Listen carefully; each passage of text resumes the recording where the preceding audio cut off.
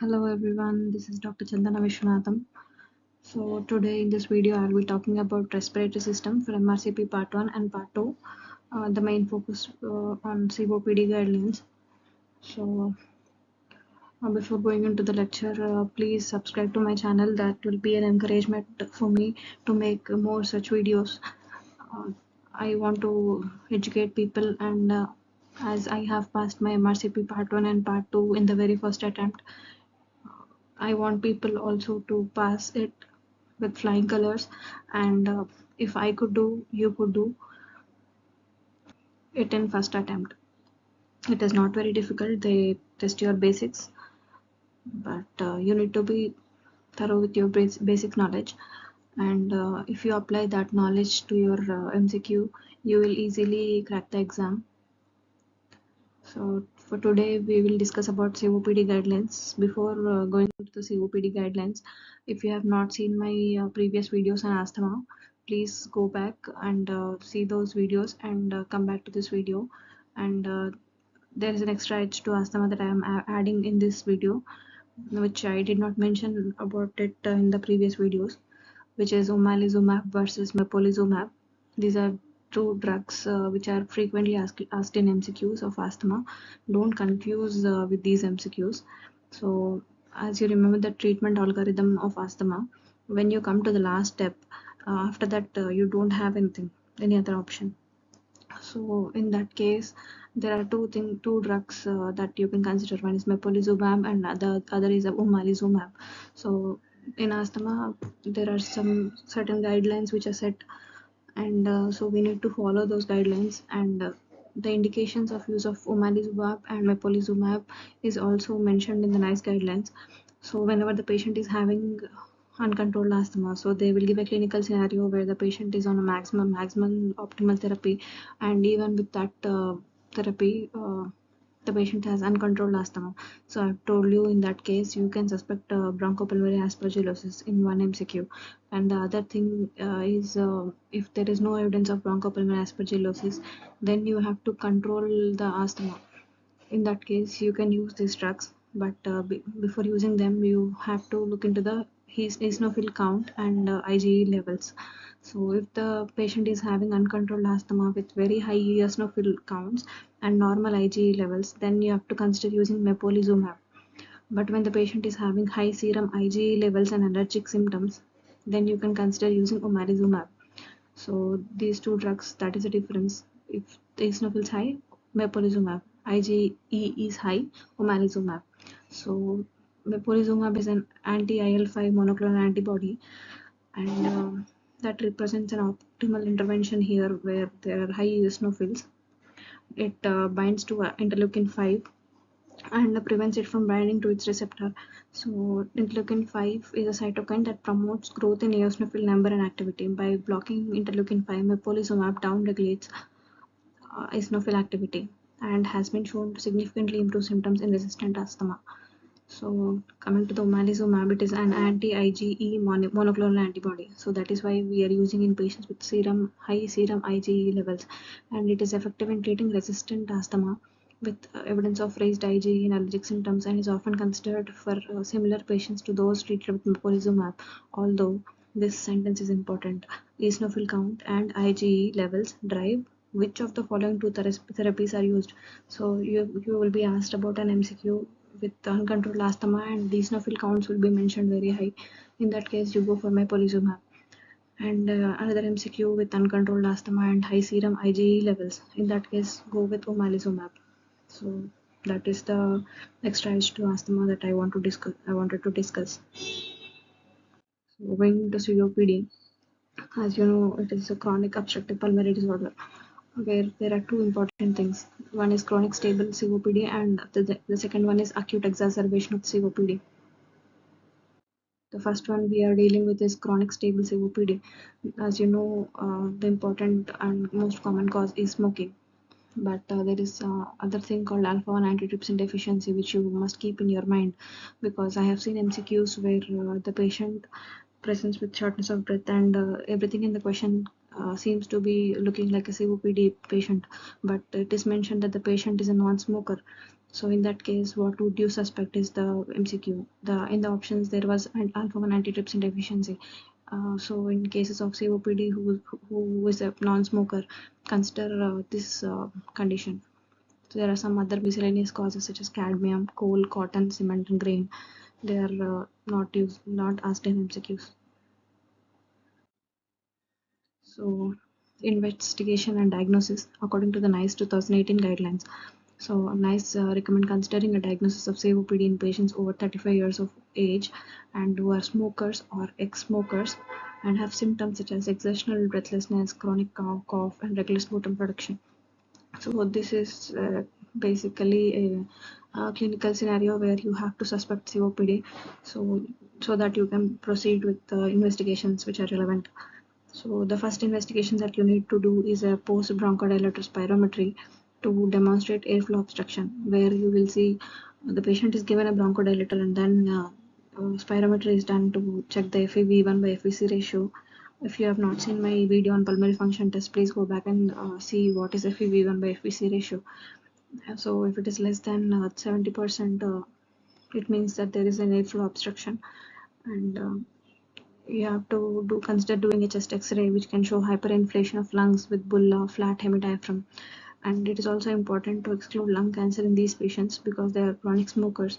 And I got a case in my PACES exam where the patient clinically looked like a COPD patient, but he had clubbing in addition. So clubbing can be there in COPD, but I told that my differential for that patient can be a malignancy because he is a chronic smoker and he's having clubbing. So I would consider malignancies. So that is what I have told in the exam. So COPD is not only important for Mrcp part 1 and part 2, but it is also important and very commonly seen case in PACES. So it is important to know this topic very much in detail. So the next one is full blood count to exclude secondary polycythemia. I will be telling you about long-term oxygen therapy, where this secondary polycythemia is one of the indication for long-term oxygen therapy in COPD patients. So we have to see if it is there or not. And the BMI calculation is important. And a brief note on pulmonary function test in COPD. There will be reduced FEV1, normal or slightly reduced FVC, which makes the ratio FEV1 by FVC less than 70%, but the residual volume of the total lung capacity will be increased. And this is an important thing. There will be lower transfer factor or DLCO or transfer coefficient in COPD patients. So if you have not seen my PF pulmonary function test video, please go back and see, because they will ask MCQs such as they will give a clinical scenario which is something looking like a COPD, and what is the pulmonary function test result that you would be expecting. This will be the MCQ. In that case, they will confuse you in many ways, giving options. Um, they will give you increased or decreased, and then they will give you a FEV1, TLC, residual volume. That will be very confusing when you have so less time in the exam to answer. So be thorough with the pulmonary function test. So these are the findings that you will be expected to see in COPD patient. And then coming to pulmonary function test, consistent with obstruction but normal DLCO in a smoker. This is one MCQ I came across, so I thought putting it here will be relevant. In that case, in that MCQ, they gave pulmonary function test, which is FEV1 by FVC was less than 70%, but they have given a normal transfer factor or DLCO, and the patient was a smoker. So I could not understand why it is not emphysema. So the question was also stating that the patient was having chronic productive cough for 3 months for 2 years. So the differential that came into my mind was chronic bronchitis. So DLCO is usually decreased when there is a pathology in the alveoli. So in chronic bronchitis, it is mainly the large bronchi that are affected. But in emphysema, the DLCO will be decreased due to alveolar destruction and moderate oxygen desaturation. So in that case, the diagnosis was chronic bronchitis. So COPD is not only emphysema. Please remember this smaller thing. Chronic bronchitis, you may be asked an MCQ on this with normal DLCO.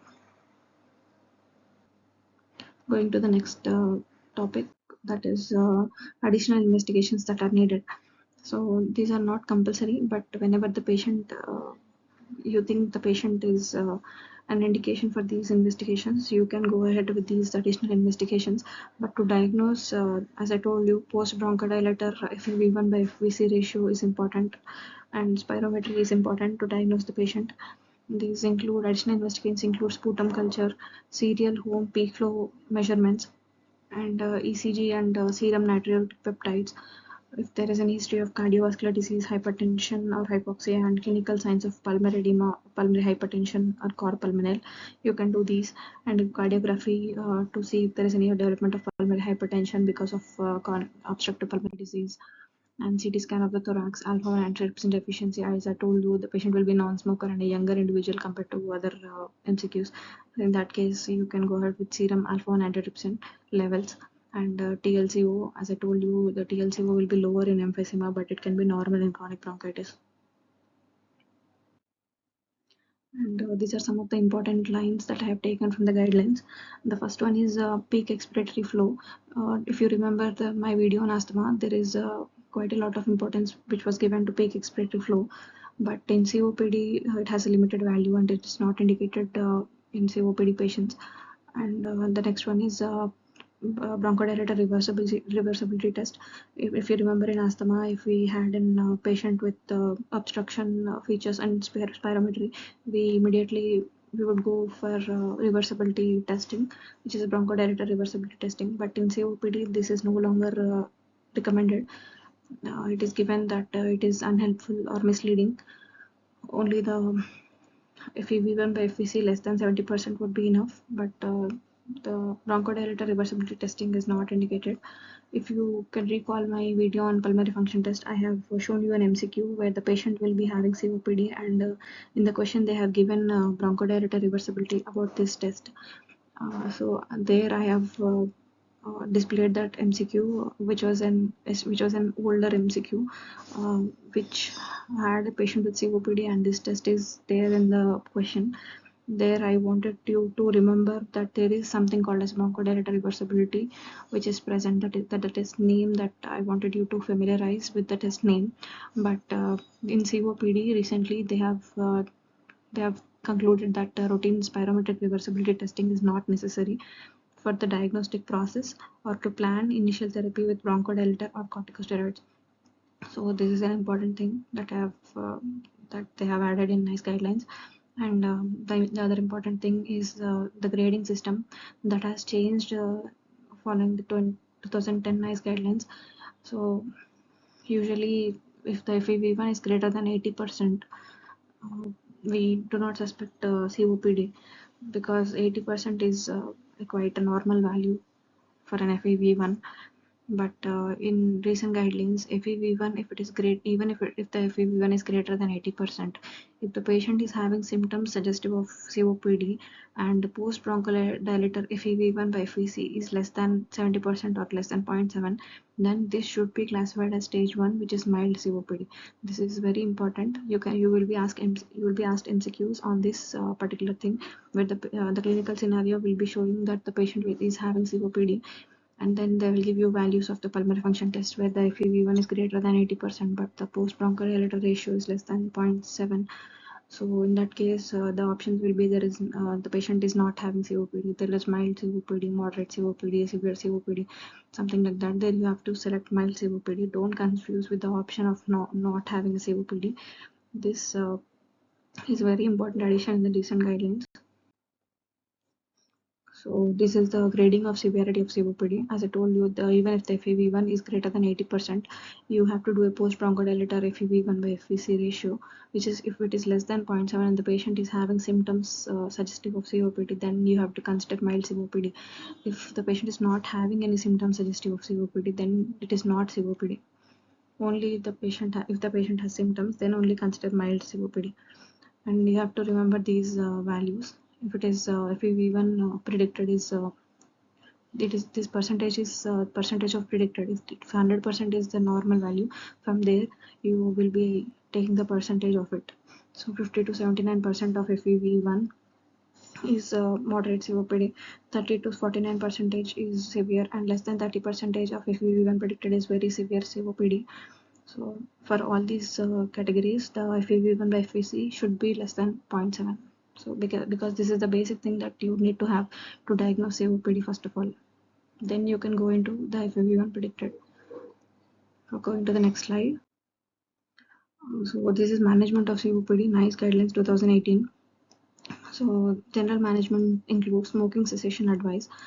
There are three things that are included in smoking cessation, that is nicotine replacement therapy, varenicline or bupropion. These are three things that can be that I will be discussing in the next video. And the patient should be given an annual influenza vaccine and one of pneumococcal vaccine. And pulmonary rehabilitation is very important intervention to all people who view themselves as functionally disabled by COPD. So this is the general management. Coming to the specific management. So we have to start the patient on short-acting beta-2 agonist or short-acting muscarinic agonist as a first-line treatment in COPD. And then if the patient is not having and control on his exacerbations, so that means the patient still remains breathless or is having exacerbation despite using this short-acting beta-2 agonist and short-acting muscarinic agonist. We have to check if the patient is having any feature suggestive of steroid responsiveness. There are 4 features that are suggestive of steroid responsiveness, by which I mean that if the patient is having these features, you can add an inhaled corticosteroid. If the patient is not having these features, you have to go ahead with not including inhaled corticosteroid in your treatment regime. So these are 4 features that are previous diagnosis of asthma or atopy, raised blood eosinophil count, substantial variation in FEV1 over time, at least 400 ml, substantial diurnal variation in peak expiratory flow, at least 20%. So the MCQ will be framed in such a way that the patient is on short-acting beta-2 agonist, and if it is having an uncontrolled COPD, and the patient is having raised eosinophil count in the blood picture that they give, and there is substantial diurnal variation in peak expiratory flow if it is more than 20%. Then what is the next line of treatment? They will be asking you like that. In that case, if these features are present, you have to go ahead with LABA and ICS regularly, and SABA or SAMA as required. So this is the appropriate treatment that you have to answer in the MCQ. You have to search for that in the MCQ. And if these features are not there, then SABA as required, and LABA plus you have to give LAMA in place of inhaled corticosteroid. But if the patient is ultimately not controlled with this treatment, you have to go ahead adding the inhaled corticosteroid. This is a triple therapy for COPD, and SABA is used as and when required. So this is the last thing that you can give. And even if this is not controlling the patient's symptoms, there is some recent drug that is included, which is roflumilast, which I will be explaining in the next video. So, like, what are the indications and when do we give the drug. So if the MCQ is something like the patient is on LABA and ICS and it is uncontrolled, then what do you do? Then you have to add a LAMA. So everything is there in the flow chart. You can go ahead answering in that way. Coming to these are the steroid responsiveness features that I've already discussed. And the next one is oral theophylline. So NICE only recommends theophylline after trials of short and long-acting bronchodilators and to people who cannot use inhaled therapy. So that can be given orally, and the dose should be reduced if a macrolide or fluoroquinolone antibiotic are co-prescribed. So in clinical sciences, you will come across these macrolide and fluoroquinolones are enzyme inhibitors. So that will cause theophylline toxicity. So the dose should be reduced if the patient is on macrolide or fluoroquinolone antibiotics, because macrolides are frequently prescribed in COPD patients, which is important thing to remember when coming to theophylline usage. So it has a very narrow therapeutic index. So you have to be very careful when you are prescribing a macrolide with theophylline. And it is a non-specific inhibitor of phosphodiesterase, and so it increases the cyclic AMP. And the smokers also there is also this MCQ that has appeared many times, where the patient will be on theophylline, but the serum theophylline levels will be subtherapeutic. What could be the reason for the subtherapeutic levels of theophylline will be asked. That in that case, the reason will be current smoking. In smokers, there will be liver enzyme induction, and the theophylline will be getting metabolized. So there will be need for higher doses of theophylline or aminophylline. So that will be the reason for subtherapeutic theophylline levels. So in that case, the smoking would be the answer. And adverse effect include arrhythmias. And coming to prophylactic antibiotic therapy indications in COPD. So azithromycin prophylaxis is recommended only in selected patients. That includes patients should not smoke and have an optimized standard treatment, and is continuing to have exacerbations. And other prerequisites before starting these antibiotics include a CT thorax to exclude bronchiectasis and sputum culture to exclude atypical infections and tuberculosis. So after these prerequisites are done, then you can start azithromycin when the patient is indicated to start azithromycin prophylaxis. Before starting the azithromycin, you need to look into the liver function test and ECG to exclude QT prolongation. Because azithromycin will prolong QT and can cause life-threatening arrhythmias. So it is important that you do an ECG before starting this antibiotic. And mucolytics can be considered when the patient is having productive cough and continued if symptoms improve. They can be continued if the symptoms are improving. And coming to the complication of COPD, which is very commonly seen, cor pulmonale, which is right heart failure. The patient present with peripheral edema, raised JVP, and parastyle and heave loud P2. In that case, you have to give loop diuretic for edema and consider using long-term oxygen therapy. This long-term oxygen therapy is very important. You will be asked many questions on this. So I will be discussing that topic as a separate thing in the next video. And only these diuretics and long-term oxygen therapy are indicated. No other things such as AC or inhibitors or alpha blockers, calcium channel blockers, these are not recommended for cor pulmonale due to COPD. So factors that improve survival in COPD patients are there. Three things: smoking cessation. As I told you, there are three other things that you need to discuss in smoking cessation, which I will be dealing in the next video. Long-term oxygen therapy is also discussed in the next video. Lung volume reduction surgery is also discussed in the next video. These are the three important things that improve survival in COPD patients. Coming to acute exacerbations of COPD. These acute exacerbation, most common MCQ that we will come across is the cause of acute exacerbation of COPD, which is the most common organism. That is Haemophilus influenza is the most common cause. Other organisms which commonly cause exacerbations are Streptococcus pneumonia or Baraxella catarrhales. And there are some respiratory viruses as well which can cause this. Human rhinovirus is an important thing to remember. And in acute exacerbation, the patient present with increasing dyspnea, cough, and wheeze, and there may be sputum which is suggestive of infection which is causing the exacerbation, and some patients may come with hypoxia and acute confusion also. And the NICE guidelines from 2010 recommend the following in case of an acute exacerbation. We have to increase the frequency of bronchodilator use and consider giving via a nebulizer rather than an inhaler. And we have to give prednisolone 30 mg daily for 5 days. And oral antibiotics if the sputum is purulent or there are any clinical signs of pneumonia. Antibiotics are indicated only in these two conditions, and you have to be very careful before starting antibiotics. And there is also a recommendation for oral antibiotics. The first line antibiotics are amoxicillin and clarithromycin or doxycycline in acute exacerbation of COPD. And when do you admit the patient is important.